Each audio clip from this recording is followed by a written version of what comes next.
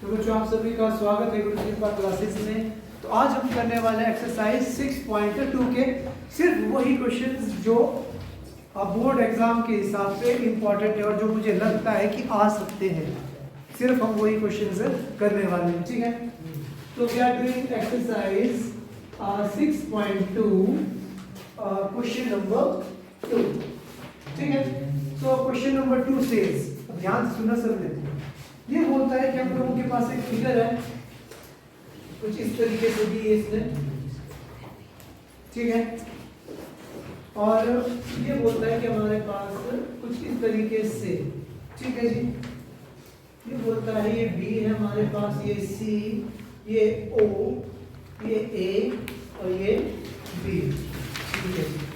इस तरीके से ये बोलता है ये हमारे पास 70 डिग्री, ये हमारे पास 125 डिग्री, बस ठीक है।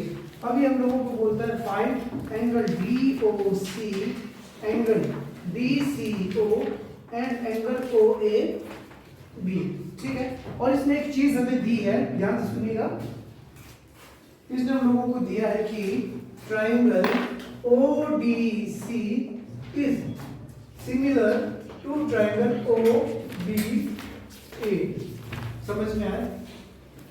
तो देखो अभी तक हम लोगों ने जितना मतलब पिछले साल भी पढ़ा था और जब हमने इंट्रो पार्ट किया था इस चैप्टर का, ठीक है, उसमें भी हमने डिस्कस किया था इस साइन के बारे में। इसको हम क्या बोलते हैं? सिमिलैरिटी। अब ध्यान से सुनना, थोड़ा सा मैं ब्रीफ करता हूँ। दो ट्राइंगल्स को हम सिमिलर कब बोलते हैं, ठीक है। जैसे मैंने बोला था आप लोगों को, दो ट्राइंगल्स को अगर मैंने कॉन्ग्रुएंट प्रूफ करना होगा तो हम बोलते थे कि भाई या तो वो किस रूल को फॉलो करे, SS को फॉलो करे, या साइड एंगल साइड को फॉलो करे, या एंगल साइड एंगल को फॉलो करे, या क्या करे वो एंगल एंगल साइड, या वो किसको करे RHS रूल को फॉलो करे। आई बात समझ में? ये हम कब बोलते थे? जब हमारी दो ट्राइंगल्स क्या होती थी आपस में कॉन्ग्रुएंट। क्लियर है बात? बट हम कॉन्ग्रुएंसी की बात नहीं कर रहे हैं, we are dealing with similarity, ठीक है। जब हम दो ट्राइंगल्स को सिमिलर कहेंगे कि भाई दो ट्राइंगल्स सिमिलर कब होती है, सबसे पहला रूल होता है हमारे पास, इसमें भी SSS रूल, ठीक है। SSS रूल क्या बोलता है? इस क्वेश्चन को करने से पहले मैं थोड़ा सा ब्रीफ कर रहा हूँ ताकि जो कल जो बच्चे एब्सेंट थे उनको भी थोड़ा सा पता लग जाए, ठीक है। तो ये बोलता है कि दो ट्राइंगल्स आपस में सिमिलर कब होंगी?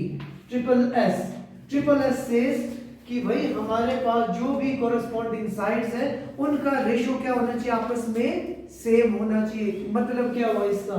अगर मैं इस ट्राइंगल का नाम ABCDEF लिख लेता हूँ, ठीक है, तो SS रूल बोलता है बच्चों लोगों को AB upon DE, AC upon DF और BC अपॉन EF। इन तीनों का रेशियो क्या होना चाहिए? इक्वल होना चाहिए। अगर ऐसा होता है तो हम बोलेंगे these two triangles are similar, okay, bye which one rule? SSS rule. समझ में आया? कॉन्ग्रुएंसी में हम क्या बोलते थे? इसकी लेंथ इसके बराबर, इसकी लेंथ इसके बराबर, इसकी लेंथ इसके बराबर। बट सिमिलैरिटीज में हम क्या बात करेंगे? इनकी साइड्स का रेशियो क्या होना चाहिए? इक्वल होना चाहिए। क्लियर है बात? समझ में आ गया? ठीक है जी। अब दूसरा रूल क्या क्या होता है बच्चों हमारे पास? मैंने आपको बताया था AAA, ठीक है। इसमें नहीं होता वो, इसमें होता है AAA रूल। क्या बोलता है? कोई भी दो ट्राइंगल्स आपस में सिमिलर कब होंगी? बाय AAA रूल, जब उनके कॉरेस्पॉन्डिंग एंगल्स क्या हो जाए बच्चों? आपस में इक्वल। ये वाला एंगल इसके बराबर, ये वाला एंगल इसके बराबर, और ये वाला एंगल किसके बराबर हो जाए? इसके बराबर। तो ढंग से बैठ बात देखिए। अच्छा, अब मैंने बोला कि कोई भी दो ट्राइंगल सिमिलर कब होगी? या तो वो SSS रूल को फॉलो करे या AAA को। AAA का मतलब क्या बोला मैंने? कॉरेस्पॉन्डिंग एंगल्स क्या होने चाहिए बच्चों? आपस में इक्वल होने चाहिए। क्लियर है बात? और तीसरा रूल कौन सा होता है बच्चों हमारे पास? साइड एंगल साइड वाला रूल। समझ में आया? अब ये वाला रूल क्या बोलता है? ये वाला रूल बोलता है बच्चों हम लोगों को कि भाई चलो ये पता लगा ना, चलो ये दूसरा रूल बोलता था हम लोगों को ऐसा ऐसा और ऐसा। ये समझ में आया ना आप लोगों को? ये पहला रूल बोलता है कि ऐसा होना चाहिए, दूसरा रूल बोलता है ऐसा होना चाहिए। क्लियर है? और जो तीसरा रूल है हमारा, ये लगभग सेम है, किसकी तरह? साइड एंगल साइड की तरह। अब ये क्या बोलता है? ये बोलता है कि भाई कोई भी दो ट्राइंगल्स आपस में कन्ग्रुएंट होंगे by which one rule? By this one rule. तो उसके लिए ये बोलता है कोई भी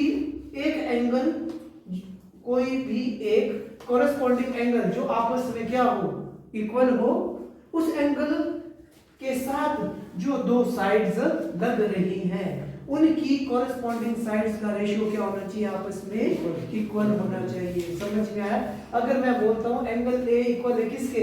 एंगल बी के, तो इसका मतलब अब इसके साथ साथ इस कंडीशन को फॉलो करने के लिए हमें चाहिए A B upon D E, A C upon D F, वो भी क्या होने चाहिए? आपस में इक्वल होने चाहिए। अगर ऐसा होता है तो मैं बोलूंगा कि ये दोनों ट्रायंगल्स के आपस में सिमिलर है। आई बात समझ में? क्लियर है बात? एंड फोर्थ एक दूसरा भी होता है हमारे पास, जो इसी का ही सब पार्ट है हमारे पास, वो बोलता है a rule.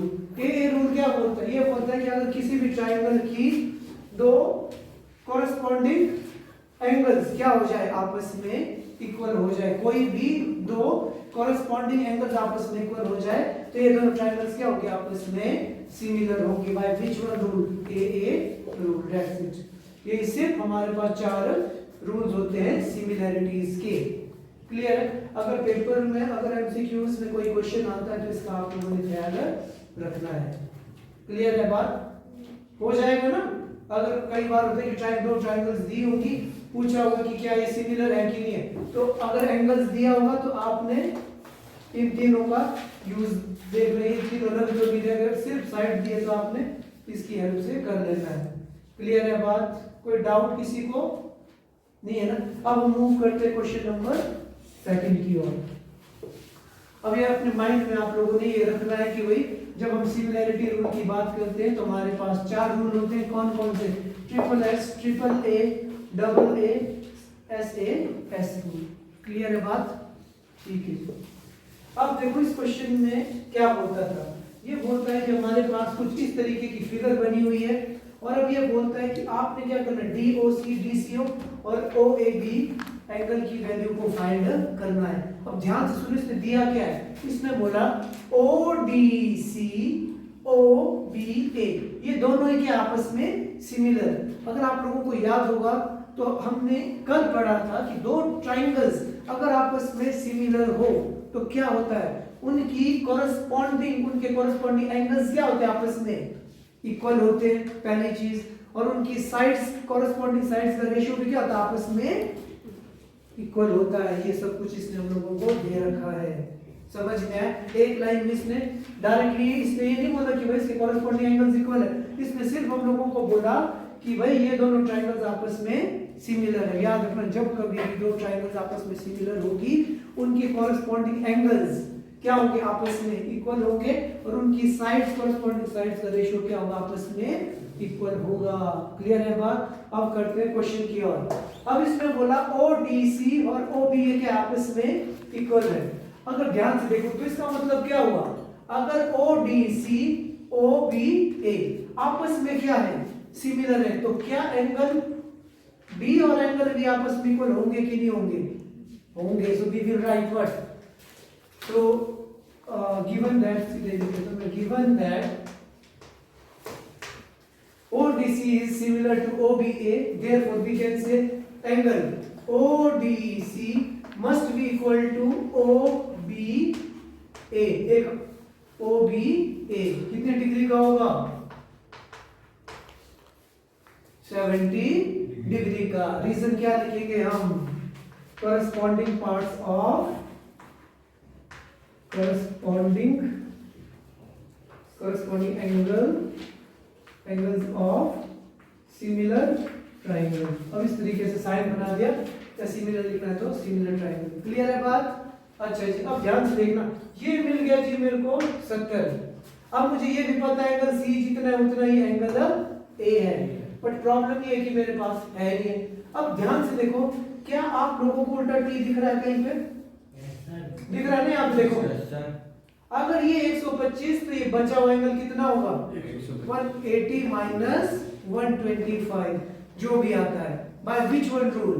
By linear pair. So you will write angle BOC plus angle DOC equals to 180 डिग्री। Reason is linear pair angle. समझ में आया? इस वाले एंगल की बात कर रहा हूं मैं, BOC DOC। समझ में आया ना? उल्टा टी बन रहा है तो हम लोगों को पता है कि भाई जब कभी भी उल्टा टी बने ये वाला एंगल प्लस ये वाला एंगल, इसको क्या बोलते हैं? Linear pair angle. और इसका सम कितना होता है? 180 डिग्री। तो BOC कितना है हमारे पास? 125 प्लस एंगल DOC तो कितना है जी? 1 माइनस करो 180 1 कितना है? 60 कहाँ है? स्टैंड में 5 माइनस करेगा 0 तो आ ही नहीं सकता। 55 तो नहीं आया? तुम देख लो 55 आया। DOC की वैल्यू कितनी आ गई बच्चों हमारे पास? 55। अब देखो वैसे तो क्या? हाँ बिल्कुल x भी बन रहा है इसमें। वर्टिकली ऑपोजिट एंगल का कॉन्सेप्ट भी हम लोग इसमें लगा सकते हैं। साथ में हम क्या लगा सकते हैं? सिमिलरिटी वाला भी। कोरेस्पोंडिंग एंगल क्या है इसके? इक्वल। तो आपकी मर्जी जो आपने लिखना है, ठीक है? सो वी विल राइट, चलो एक एंगल DOC आ गया जी 55 डिग्री। इसको हमने कर दिया मान, एक काम हो गया हमारा कंप्लीट। अब मैंने बोला एंगल DOC किसके बराबर है बच्चों? एंगल AOB के कितना है जो भी 55 डिग्री। रीजन लिखना है आपने वर्टिकली ऑपोजिट एंगल। चाहे वर्टिकली ऑपोजिट लिखना वैसा लिखो या ऊपर वाला corresponding angles of a similar triangle. समझ में आया? रीजन लिखना है हम लोगों ने। चलो जी ये ध्यान है जी हमारे पास 55। अब एक लास्ट बचिया परे वाला एंगल। अब इसको कैसे निकाले वाला? ट्रायंगल का सम कितना होता है? हाँ बिल्कुल, ट्रायंगल के तीनों एंगल्स का सम कितना होता है? 180 डिग्री। एक एंगल है 55, एक एंगल है 70, तो तीसरा एंगल कितना होगा? जो भी होगा। So we will write in triangle ODC angle ODC। ये देखो अब मैं पहले D वाला एंगल लिख रहा हूँ ODC, अब मैं लिख रहा हूँ C। तो angle DCO plus angle COD या DOC कितना होगा? 180 डिग्री। क्यों होता है मतलब? तो रीजन लिखना एंगल सम प्रॉपर्टी। ठीक है जी? तो देखो ODC कितना है जी हमारे पास? ODC आ गया जी 70 डिग्री।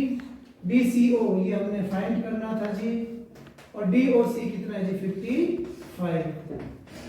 तो देखो जी एंगल DCO कितना है बच्चों हमारे पास? 180 डिग्री माइनस 70 में 25 जोड़ 55 जोड़ा कितना होगा? 125 कितना आ गया? 55 ही आ गया। क्यों आ गया जी 55 degree. So that is your answer. यही तीन चीजें हम लोगों ने फाइंड करनी थी। अगर यहाँ पर मेंशन कर लूं तो एंगल AOB इक्वल्स टू 50 सब कुछ यानी 55 डिग्री। That's it. ठीक है जी? तो ये वाला एंगल हमने निकाल दिया बच्चों। अब हमने क्या निकालना है? OAB। अगर OAB निकालना है तो सीधा डायरेक्ट इसमें भी लगा सकते थे हम, है ना?